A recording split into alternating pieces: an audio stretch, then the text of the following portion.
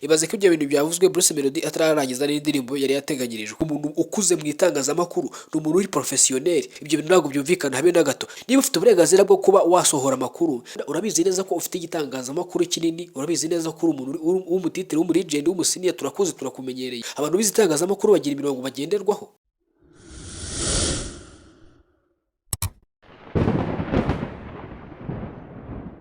Ibihe byiza nshuti bakunzi mudahwema kubana natwe kuri Taifa Rwanda umunsi ku wundi. Uyu munsi wa none rero mu kiganiro isesengura amakuru tugiye kurebera hamwe amakuru cyane ariko turaza kwibanda ku gitaramo cya The Ben. Iki ni igitaramo n'ubundi cyabaye ku munsi w'ejo, aho yahoremo n'umuhanzi Bruce Melody. Impaka zacitse ku mbuga nkoranyambaga ndetse ururondogoro n'amagambo yabaye menshi. Gusa tujye kuri isesengura ritoya cyangwa se ikiganiro gitoya, gusa gikubiyemo byombi, yaba isesengura ku ruhande rwa Melody ndetse n'isesengura ku ruhande rwa Bruce Melody.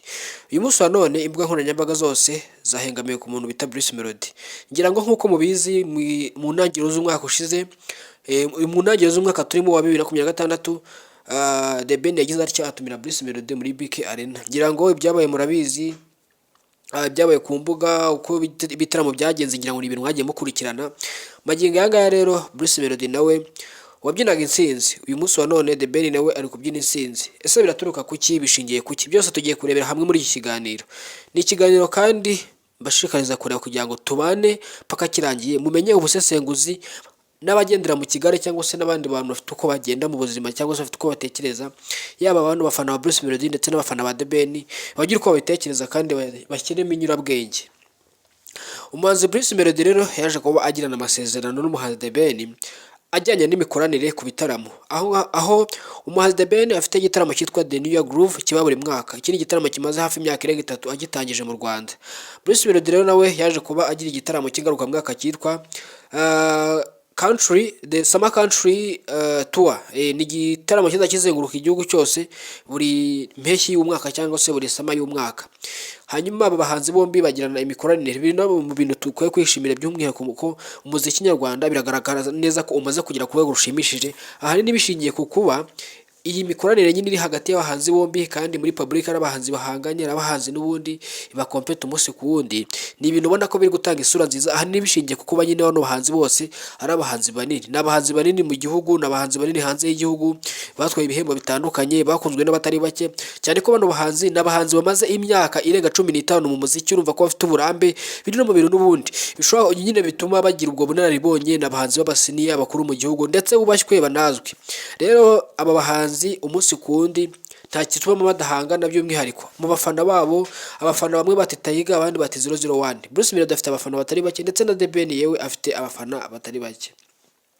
Gusa ikintu kitigeze kinshimisha habe na gato ni ukuba i Musanze aho igitaramo cyabereye cyatangiye mu masaha y'umugoroba. Ngira ngo abenshi mwakurikiye mwabonye ko cyaje mu masaha y'umugoroba nibwo cyatangiye kuba, nyuma yuko n'ubundi bano bahanzi bombi bagiye muri sound check ku manywa no ku munsi wari wabanjirije igitaramo.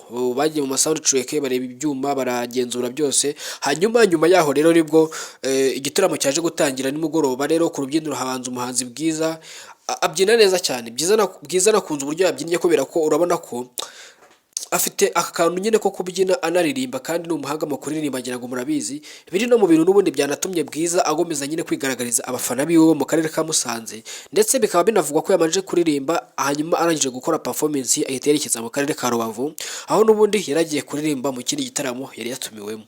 Hakurikiyeho umuhanzi Kitoko nawe yaje aririmba neza. Ngira ngo Kitoko muramuzi muri za ndirimbo ze za kera, zirimo agapapuro z'agace, agakecuru kanye n'izindi zitandukanye.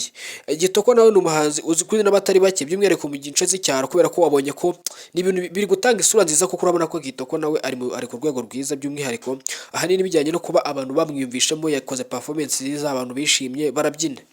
Hanyuma ku rubyiniro haje kuba hakurikiraho umuhanzi The Ben.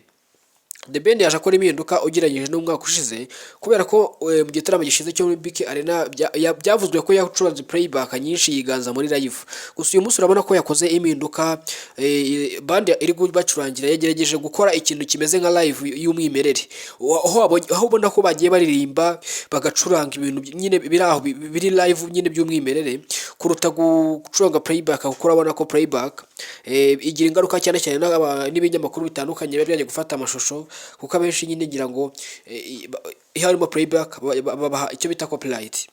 Hanyuma nyuma yaho rero Bruce Melody niwe waje kuba bose abahereza, hanyuma niwe waririmbye nyuma. Bruce Melody rero yagomeje kwigaragariza abafana be, ndetse yanahagurukije abafana cyane ko Bruce Melody afite abafana akangari n'akangari, afite abafana benshi nkuko The Ben afite abafana benshi.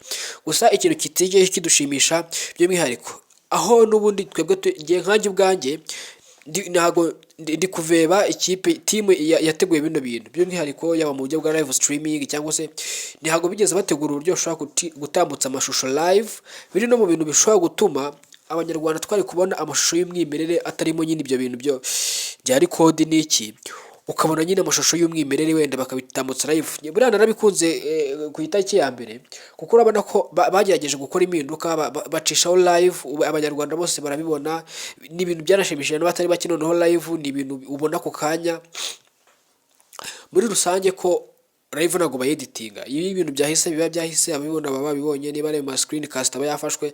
Ariko uyu munsi wa none ntabwo twishimiye na gato imipangire ya serivisi cyangwa se uburyo bapanze ibintu ruguru iriya i Musanze, kuko urabona ko ibintu nk'ibyo byo kuvuga ngo ibitangazamakuru akangari baraza, buri wese afate telefone, buri wese afate kamera bakamere, hariya ntabwo ari live podcast, live nyine streaming ya music, ntabwo uba wumva umuziki neza, ni ibintu biraho bimeze nk'amarikodi. Niyo mpamvu rero ibitangazamakuru bitandukanye, ubwo uyu muhanzi amara guperforminga bahita bafata video ye nayo ituzuye neza, usibye nyine iki, hanyuma bagahita bayaploadinga, bagategeza kundi muhanzi aza bakamukamera, ubwo niyo bamaze kuyishyiraho, hanyuma bagaplodinga. Gusa ni ibintu bitigeze bishimisha habe na gato, kubera yuko urumva iyo bacishaho live abanyarwanda bakabibona, bakumva ijwi ryiza, wa mugani nibwo twari kumenya ngo uyu muhanzi yakoze ibi, uyu muhanzi yakoze ibi. Kuko ngira ngo iki ni ikintu kitize kiba cyiza bimwe, ariko nanone ndaveba itangazamakuru rinini, abanyamakuru banini babifitiye n'uburenganzira. Abanyamakuru bagiye ku mbuga nkoranyambaga zabo bakandika titre ngo The Ben gishe Melody. Ibyo ngibyo babivuze The Ben amaze guperforminga hakurikiyeho Melody. Ibaze ko ibyo bintu byavuzwe Bruce Melody atararangiza n'indirimbo yari yateganyirijwe. Ibaze icyo kintu ukuntu girenze. Ngiye ntabwo uruva ukuntu umuntu ashobora kuza hanyuma akafata imbuga nkoranyambaga ziwe. Ni umuntu w'umusiniya, afite ikarita ya RMC cyangwa se afite ikarita y'ikigo kibimwemera, ni umuntu ukuze mu itangazamakuru, ni umuntu uri professionnel, ni umuntu ufite amategeko agenderaho, hanyuma akisanga yagiye mu murongo wo guhengama cyangwa se kugira iruhande abogamiraho. Ibyo bintu ntabwo byumvikana habe na gato. Ntabwo uruva ukuntu umuntu ashobora kuvuga ngo umuntu ngo yarahitanye undi. Niba ufite uburenganzira bwo kuba wasohora amakuru cyangwa se wakwaplodinga iyo video yawe cyangwa se wagira uti, hanyuma abafana bawe cyangwa se abagukurikira cyangwa se abafana b'uwo muhanzi bo bakaza bakareba iyo performance y'abo bahanzi bakoze amarushanwa cyangwa se bakoze competition, hanyuma bikarangira nyine buri mufana avuze ati wabinkoreye cyangwa wancebeje. Ariko uyu munsi wa none dufite abafana bagendera mu kigare, iby'igitangazamakuru kimwe cyanditse bakabibona ku kindi, kubera ko ngo ni ibitangazamakuru binini. Ni ibintu biri gutuma abantu bagendera mu kigare bakagwa mu gatego batazi, hahandi usanga n'ubundi umuhanzi abigenderamo.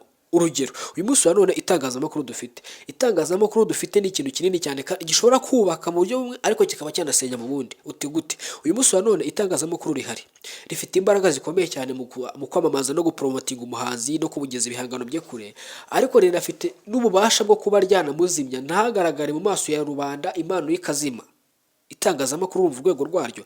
Niyo mpamvu rero uyu munsi wa none turaveba turananenga ibitangazamakuru byose bitigeze biba fair, bagafata Bruce Melody bati The Ben aramunize, ariko wareba ugasanga ibyo bitangazamakuru performance ya Bruce Melody cyangwa se umwanya wo kuririmba we bagiye bakataguramo utuntu ugasanga ibintu ntabwo byuzuye. Ariko wajya kureba neza ugasanga video ya The Ben iriho yose y'iminota 40 cyangwa 45. Ni ibintu ubona ko biteye agahinda, ntabwo ari ibintu bikwiye ku muntu w'itangazamakuru, n'ibintu bitumvikana. Ntabwo mvuga ukuntu ushobora kuvuga ngo ngiye gufata ngo video yanjye hanyuma ngo kiremo ngo ibyo nshaka ngo ngende ku marangamutima yanjye, ni ibintu bitumvikana vraiment. Ntabwo mvuga ukuntu ushobora kuvuga ngo ugiye gufata ngo video gufatega ibintu ngo by'umuhanzi wawe ngo kubera ko ngo umukunda. Urabizi neza ko ufite igitangazamakuru kinini, urabizi neza ko uri umuntu w'umutitire w'umulegend w'umusiniya, turakuze turakumenyereye, uri umuntu w'izitangazamakuru. Abantu b'izitangazamakuru bagira imirongo bagenderwaho, ntabwo ari ibintu upfa kuvuga ngo urakoresha amarangamutima yawe. Yego turabizi neza ko ugomba kwistanisha n'ahantu ugeze, ariko ibyo birumvikana kubera, ariko ntabwo biguha uburenganzira bwo kugira gute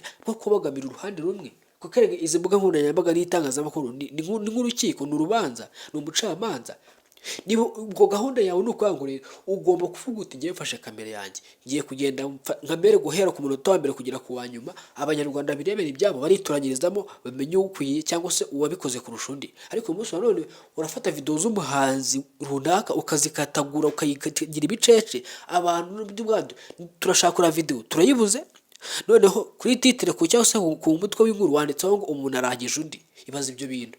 Ubwo ngubwo nkaho nk'itangazamakuru twagakwiye kuba dufatiraho urugero nk'umunyamakuru w'uri professionnel cyangwa se wa kinyamwuga. Ni uruhe rugero umuhanzi aragufatiraho? Ibaze nawe icyo kintu. Ni ibintu biteye agahinda vraiment. So rero nagira mbagezeho kano kaganiro gatoya nyine, ariko nababaye ntago ndi kwigaragaza mu isura y'umuhanzi y'umufana wa Bruce Melody, gusa nanone nk'umuntu wize itangazamakuru ugomba kuba fair play, buri ruhande rwose rukenyurwa kandi buri ruhande rwose impaka zigacika. Nizo nshingano z'abantu bize itangazamakuru. Ntabwo abantu bize itangazamakuru babereyeho gusenya abandi, ahubwo babereyeho kugira gute kubaka. So nshuti bakunzi bacu rero ndabashishikariza gukomeza kubana natwe. Wowe utarakora subscribe uyikore kugira ngo tujye tubana umunsi ku wundi. Urabizi hano ni Taifa Rwanda, abo dusanzwe tubana, abo tumenyeranye. Ndabashimiye cyane kandi mugomeze mudushyigikire, musangize ibiganiro byacu ahandi, amakuru yacu aba yizewe, ugomeze ubane natwe.